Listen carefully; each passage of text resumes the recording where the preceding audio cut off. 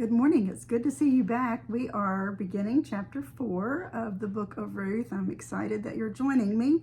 And the title of the lesson today is Our Hero Makes His Move. We've been leading up to this very point where it's all going to culminate in a great love story ending. But do you remember, we're going to be back at the gate of Bethlehem, but do you remember the first time we were at the gate when we started this study? That's when Naomi and Ruth were coming back to Bethlehem, Judah, without their husbands, just to start out on their own. And when Naomi arrived there, remember she told them to call her Mara, which means bitter. Like she just felt like the Lord had turned against her and things had not gone well. And so this time, just 4 short chapters later, when we see the gate back in play, everything's going to be different. And we're going to see how it all worked out. This is the first half of chapter 4 that we're talking about today. And verse 1 starts off like this. Then went Boaz up to the gate and sat him down there. Now I will explain this. Some ladies get a little salty that the men are sitting at the gate and the women seem to be busy, like with the virtuous woman in Proverbs 31. But it was an honor for a wife's husband to be sitting at the gate. That meant that he was respected. He was pulled in on the business of the city, things like that. And Boaz is a well-respected man. We've already established that. And it starts out with the word then. Then just means life goes on. Yeah, sometimes we want to get stuck in what is going on right here, what's going on in our lives, our momentary triumphs and struggles and all of those things. And while we're obsessed with the here and now, God is focused on forever, which is what we should be focused on. And hopefully through our struggles, we come back around to that mindset. So Boaz went up to the gate and he sat him down there. He has a plan. Do you remember at the end of last week's lesson, Naomi had told Ruth just to sit tight because before the day is out, we will know something. Boaz is going to take care of business, which is what he does. I'm going to read for you just a few paragraphs from the book that we've been using for this series on The Girls Still Got It by Liz Curtis Higgs. It says this. We know Boaz's motives are pure. We've already established that, right? It's that other kinsman redeemer we're worried about. While Naomi and Ruth sit tight, Boaz is seated too after heading straight into the public square, just as Naomi said he would. Boaz looks very much at home, settled in a prominent spot from which he can easily observe who's coming and going this morning. As a wealthy landowner, he's probably a town elder charged with maintaining peace within Bethlehem's walls. Today, he has only one goal in mind, redeeming Ruth and guaranteeing her future. His expression is resolute, his gaze even as he scans the crowded square. He must have stopped by his house en route because he's dressed in a costly tunic edged in gold. The Bible doesn't tell us that exactly, but we can imagine he probably changed clothes from where he'd been working. His head covering is neatly arranged across his shoulders. Though he is rich and powerful, Boaz wants to make certain the laws and customs of the land will protect and provide for Ruth should he not be the one to redeem her. Perish that thought, huh? If only that other kinsman would hurry up and get here. So that's how it kind of starts out in that chapter for the book that we've been using. And so going on with verse 4, chapter 4, verse 1, and behold, the kinsman of whom Boaz spake came by, and to whom he said, Ho, such a one, turn aside and sit down here. And he turned aside and sat down. So he came by, the kinsman came by. We know there are literally no accidents with God, no coincidences. It's just perfect timing. Boaz, who had been out in the field and at the threshing floor and all of that, he's at the gate and the nearer kinsman just happens to come by. No, we know that wasn't a happenstance, as we call that. It's God's timing, and it's always perfect. His timing is just as important as his plan. But notice how Boaz salutes him, calls for him, ho, such a one. Well, that sounds kind of strange to us. I'm reminded of my grandfather on my dad's side. I was at his house. I guess I was spending the night or something one time when I was a little girl, and somebody ran across the front yard. Well, we were up on Shades Crest Mountain, which at the time had nothing but just a couple of houses and a lot of wood. So for somebody to come running through the front yard was really unusual. And my granddad walked to the door and opened it and hollered to the man, "Halt, state your purpose." The guy kept running. I thought, "Halt, state your purpose." I have never heard that in my life. We would say, "Stop, what are you doing? Who are you?" But halt, state your purpose. So Boaz, in Bethlehem fashion, says, "Ho, such a one." But there's significance in the fact he does not call this nearer kinsman by his name. He has to know what his name is. We don't know. Even this many centuries later, we don't know. His name is not recorded for us to know who the nearer kinsman is. Could that be on purpose because of the way the story's going to play out? Because he's not going to, well, I better not tell you that. I'd be telling you what happens. Okay, I'll get to that part. I'll remember to tell you. So when he just calls out, it's almost like a general hello, hello you, hello so-and-so, something like that. He doesn't call him by name. And it could just be that he doesn't want to call importance to him, because we know how Boaz is hoping that this whole situation turns out, don't we? But the man clearly respects Boaz. Boaz told him to turn aside and sit down, and he did, even though he's older. Just imagine this is like uncle, nephew, maybe, or what about cousin? If your cousin told you to turn around and sit down, would you do it? There we go. And so this man obviously respects Boaz, even though he's older. Verse 2 says this, "And he took 10 men of the elders of the city and said, Sit ye down here. And they sat down." Yeah, 10 elders of the city. These are well-respected men, possibly even older than Boaz. We know Boaz isn't a young, very young man, a little bit older. But these elders of the city, he told them to sit down, and they sat down. So obviously Boaz garners a lot of respect at the gate. So he must have been a leader of the town for them to respond that way. But don't you imagine around this busy square, people are starting to notice that the elders are gathering, because anytime they did, that meant business was going on. So Bethlehem business is about to take place. But I imagine that the town has had their eyes on Boaz and Ruth. It's been a little while. We have a rich bachelor and a poor widow. We know they're probably elbowing each other and saying, "Look what's happening here. Could this have anything to do with Ruth? She's not at the gate." But you and I were at the threshing floor. We know that there's still a lot to be decided. This isn't going to be as quick, maybe, as the townspeople think it might be. But verse 3 says, "And he said unto the kinsman, Naomi, that is come again out of the country of Moab, selleth a parcel of land, which was our brother Elimelech's." Wait a second, land. He's going to bring up the land, but he did not mention Ruth. Did you notice that? Yeah, I'll read it again. "Naomi, that is come again out of the country of Moab, selleth a parcel of land, which was our brother Elimelech's." Isn't this supposed to be about redeeming Ruth? But Boaz is savvy. He knows what he's doing. So one of two things might be involved here. Naomi's family owns the land that they must sell because they need the money, or Elimelech sold this land before they left for Moab, and Naomi needs to buy it back. Like, just a lot of back and forth could be going on about the land, but the Lord knows what he's doing. Boaz knows what he's doing too. Property first, wedding bells later.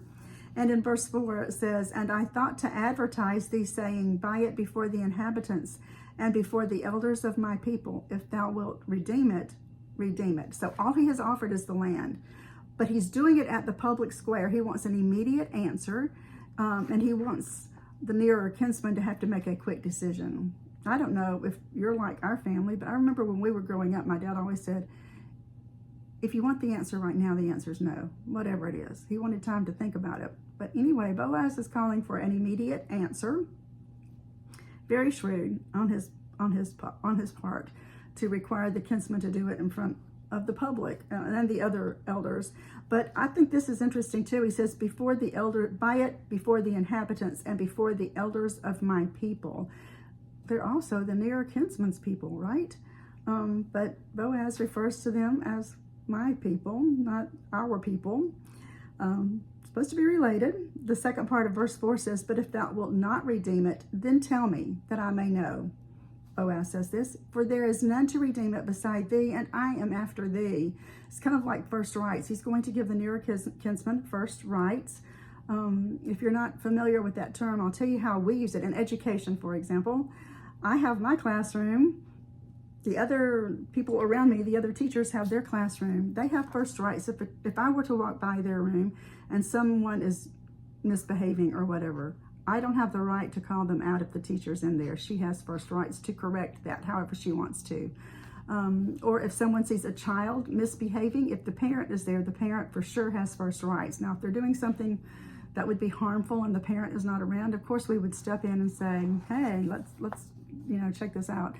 But first rights, and that's what Boaz is giving to the other nearer kinsman. He sounds so casual and relaxed. If you'll redeem it, redeem it. And if you're not going to, then just tell me and I'll redeem it. Just so casual. He's probably doing that on purpose. Verse 4 goes on to say, and he said, I will redeem it. The nearer kinsman said, I will redeem it. Don't you imagine at that moment, Boaz's heart just kind of fell just a little bit like, oh dear, okay, well, now he's going to have to present. Let's make a deal. He's going to have to tell him what else goes along with the land. Then said Boaz, what day thou buyest the field of the hand of Naomi, thou must buy it also of Ruth the Moabitess, the wife of the dead, to raise up the name of the dead upon his inheritance. This actually goes beyond the traditions of Mosaic law. Boaz is determined to honor Ruth's request that he serve as both Goel. Remember, Goel means redeemer. It would be a redeemer of the land, and lever, lover of the soul. And so Boaz is kind of combining those two rules. The Goel we see mentioned in 1 Samuel chapter 25:22, which says this: if one of your countrymen becomes poor and sells some of his property, his nearest relative basically is to come and redeem what the countryman sold, like be the man and buy the land law. And then lever, Isaiah 45:23, about marrying a childless widow. The widow's husband's brother would take her and fulfill the duty of a brother-in-law to her. The first son she bears would carry on the name of the dead brother, so that his name would not be blotted out from Israel. This is the thing, Ruth's brother-in-law is dead, because that would have been Orpah's husband. So Levirate law, though, didn't require a young widow to climb up and down the family tree until she found some living male relative to give her a son. Only a blood brother could fulfill the role of the lever. Is the way the law was intended. That's why Ruth's midnight proposal to Boaz blew his mind. She doesn't have to marry him. She doesn't. Her only brother-in-law is dead also. She chooses to marry him. That's probably why it blew his mind when she proposed to him at the threshing floor. Maybe the elders don't call his hand on his combining of those laws because they think so much of Boaz and Ruth, probably. Remember, at the threshing floor, Boaz said, for all the people of my city doth know that thou art a virtuous woman. So maybe just great respect for Boaz and for Ruth, even though she's new to their town. So if Naomi had been there, he probably wouldn't have painted such a bleak picture of Naomi, I'm thinking. It accomplishes his purpose, though, because the other kinsman says this in verse 6, I cannot redeem it for myself, lest I mar mine own inheritance. Redeem thou my right to thyself, for I cannot redeem it. So the other kinsman, he was willing to buy the land, but he couldn't take Ruth. He might mar his inheritance, because he would have to, the first son born to the other kinsman and to Ruth, the first son born would take on the other brother's name. And so he couldn't do it. He would take on Elimelech's name, is what he would do. So for the nearer kinsman, could it have been all about the money? We don't really know. But we know that Boaz is willing to pay whatever price. He's willing to lose the land. He's willing to do whatever, because at the end of the day, he doesn't really need the land. He wants Ruth, and he's determined to get her if at all possible. But he's going to do it with great character, which we know him to have. He's showing the ancient world what a redeemer looks like, what happens when love transcends law, thus preparing the way for a far greater redeemer, right? We're coming up on Easter. Aren't you so excited? It's next week. So perfect timing for this story here about the Goel, the redeemer. The book of Ruth isn't just a love story. It's the love story. It's a picture of God wooing his bride. drawing her into his embrace and whispering words of comfort and assurance. You're mine, you're safe, no one can pluck you out of my hand. Yes, just so great. Like Ruth, we are poor in spirit. We have no dowry to offer our bridegroom, nothing of worth. Yet the Lord is preparing a home in heaven for us, and he's given us the privilege to bear his name. I think about that so often. I heard David Gibbs from CLA one time praying at our house, I think maybe to end the evening after we'd had dinner and everything. And he said, what a privilege, Lord, that you allow us to bear your name. Yeah, it's true. And I liken that even to carrying on the McCoy name. It's my privilege to carry on Dave McCoy's name. So I get that. And Jesus has given us the privilege to bear his name. We can say he's related to us. He's our kinsman redeemer. Yes. So verse 7, now this was the manner in former time in Israel concerning redeeming and concerning changing, for to confirm all things, a man plucked off his shoe and gave it to his neighbor, and this was a testimony in Israel. Today we would sign a document and might have it notarized, whatever it is, but back then they would pluck off a shoe, and it would be symbolic of walking off the property line, like every place that the sole of your foot touches. Remember, it says back in the Old Testament with Israel, God says, I'll give you that land. Every place that the sole of your foot touches. So in verse 8 of chapter 4 of Ruth, it says, therefore the kinsman said unto Boaz, buy it for thee. So he drew off his shoe. Having signed the deal by pulling off his shoe, the other kinsman disappears off the scene. So her Redeemer lives, just as our Redeemer lives. I want to read to you verses 9 through 12 right here. You remember talking about plucking off the shoe. Do you remember the burning bush with Moses back in Exodus chapter 3, where God said, take off your shoes, you're on holy ground? We see so much symbolism kind of woven in among this story here.